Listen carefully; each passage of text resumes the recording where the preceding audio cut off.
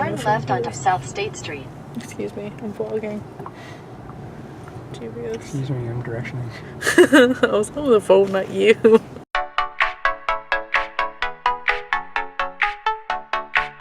Hello. This is probably really hard to hear me, and it's really hard to vlog because it's too busy. Like, I can't really stand anywhere without being like taken down. So this is Sunday. It's me and Josh again. I want to apologize. Like, Thursday and Friday are probably going to be combined, and then Saturday and Sunday are probably going to be combined. Because they were very choppy vlogs and they weren't very consistent, so I was by myself and I only had Katie on Saturday to keep me in line, so it's kind of like falling back to my own vlogging style where I was just dependent on me vlogging and not a whole group. So hopefully it will be okay. I'm trying to avoid people, which is really hard, and waiting for Joshua. I just parked my butt right here, honestly. Alright.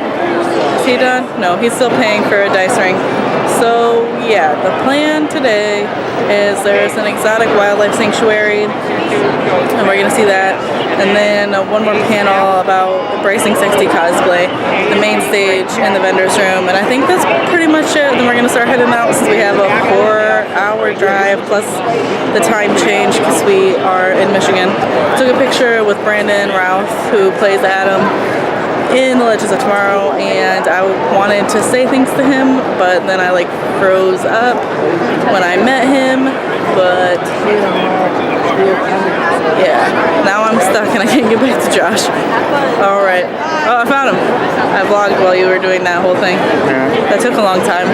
It was very hard to vlog because it's very busy. So I just kept going in circles. It was a good time for me. So now we are going to the panda place. So Josh can get his mom a panda bag.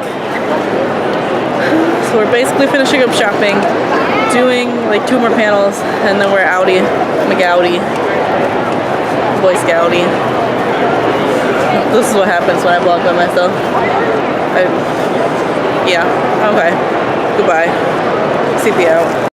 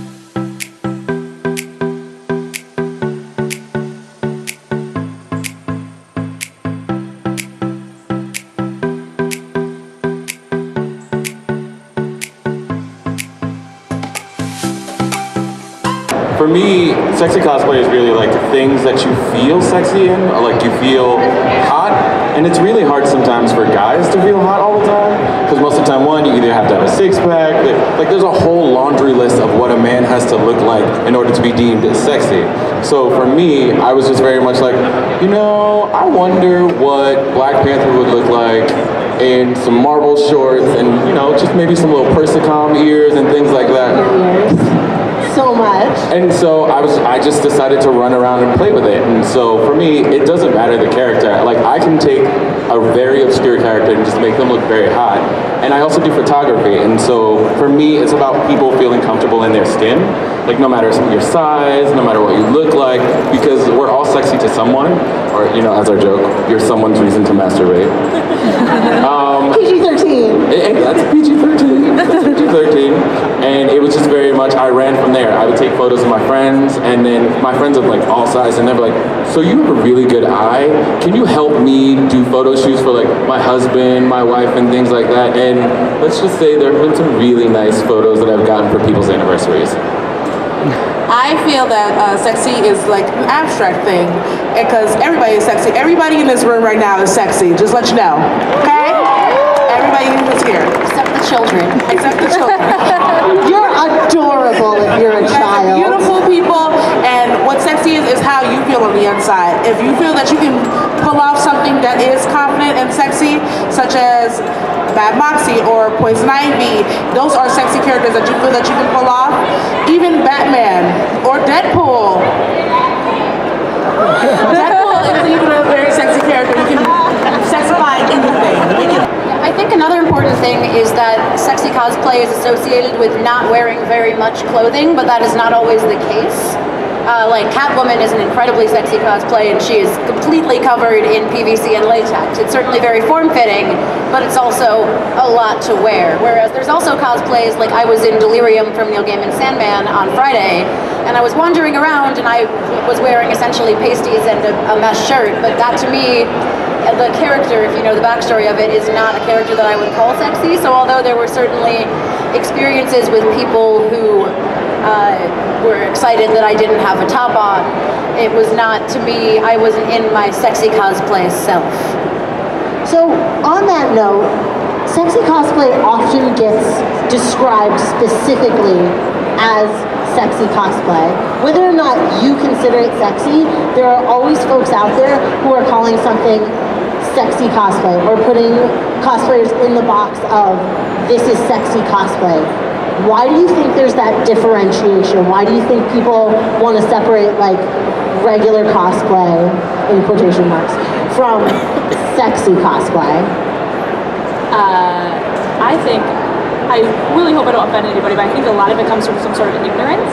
Because there are some people who just don't understand that, well, a lot of these characters, these female characters especially, they're scantily clad in comic books and video games and movies.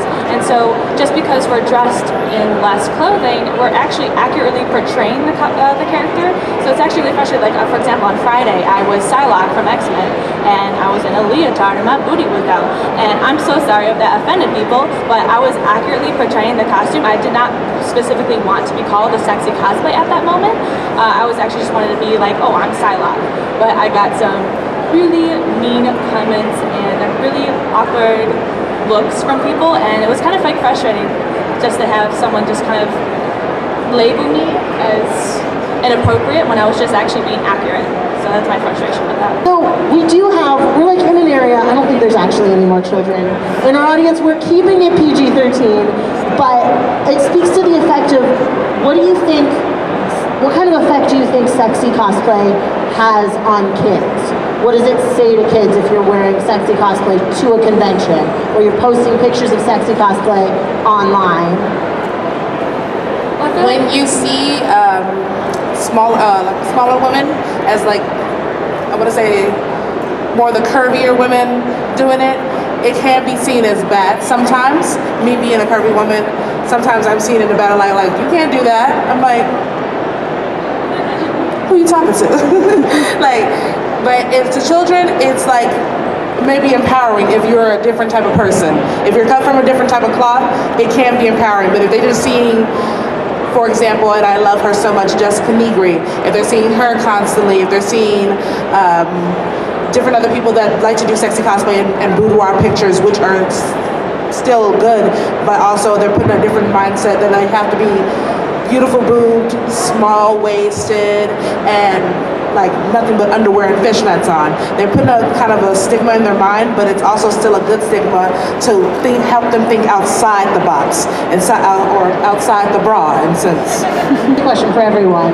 Do you feel like you're treated differently because everyone at this table does some version of sexy cosplay? I've done this panel sometimes where I have folks who don't do sexy cosplay, and we kind of talk about what reasons for not doing sexy cosplay there are.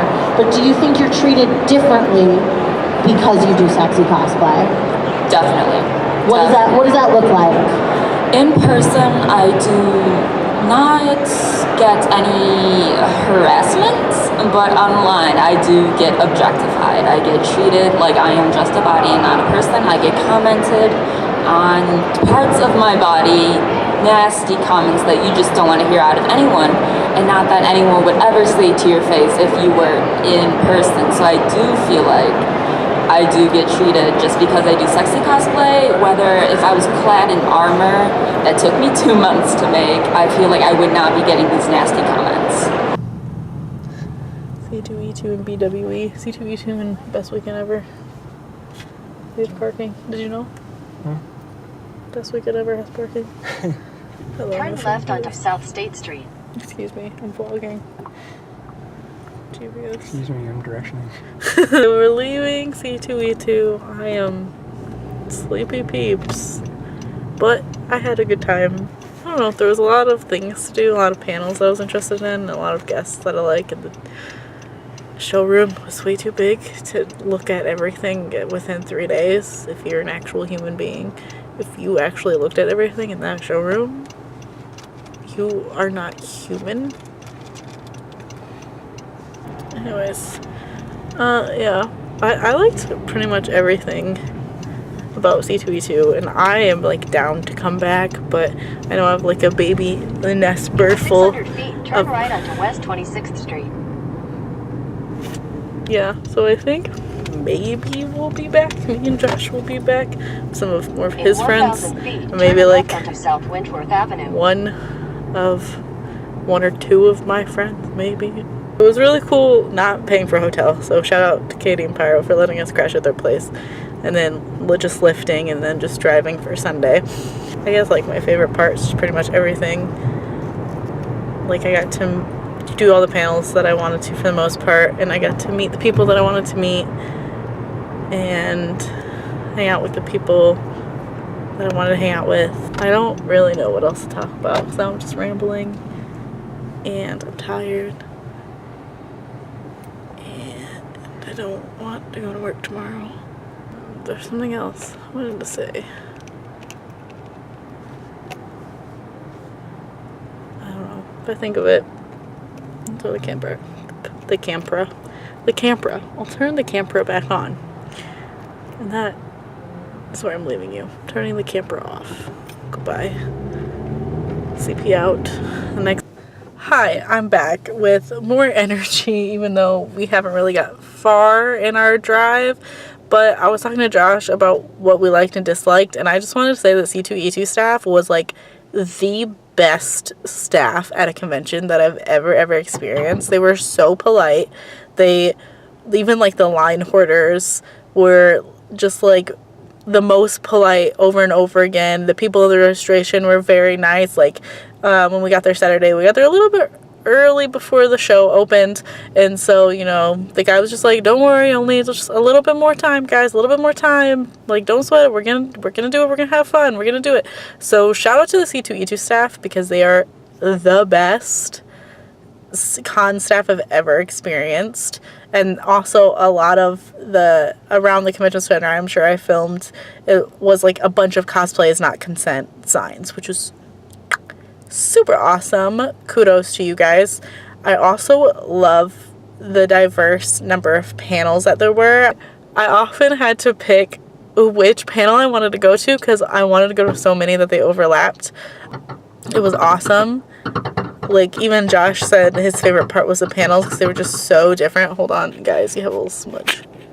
Get a little smudge. Alright, yeah. So it was really fun. I really want to go back next year. I really hope we can get more than just Katie and Pyro, or maybe we can get Pyro inside the convention center. I know, or just people that would love to go. I think like Tori and Beck and Courtney would enjoy it. Okay, wouldn't you say that the best time to go is on Friday? If you get overwhelmed by crowds, wouldn't that be like the best time to go is on Friday? Mm-hmm. Because even Sunday is free, bring a kid for free day, so it's just like very intense, and Saturday is obviously Saturday, people have the day off, but Friday never really got that busy. So if you can get Friday off, I would just get a Friday badge if you have like super anxiety. But there was a quiet room where you can go and chill out and stuff, and but it wasn't for socialization. It was literally just for like sitting down and calming down for people with anxiety. But I didn't realize that until I looked at the app. Yeah, now that's what I wanted to pull out and tell you guys. Added more energetic enthusiasm than what I was before, because I was literally coming down from the high of the convention. All right, did I literally just, is my Fitbit yelling at me? Oh, my Fitbit's, my Fitbit's yelling at me. I can't walk in a car, it's hard. All right, so yeah, okay, now I'm leaving.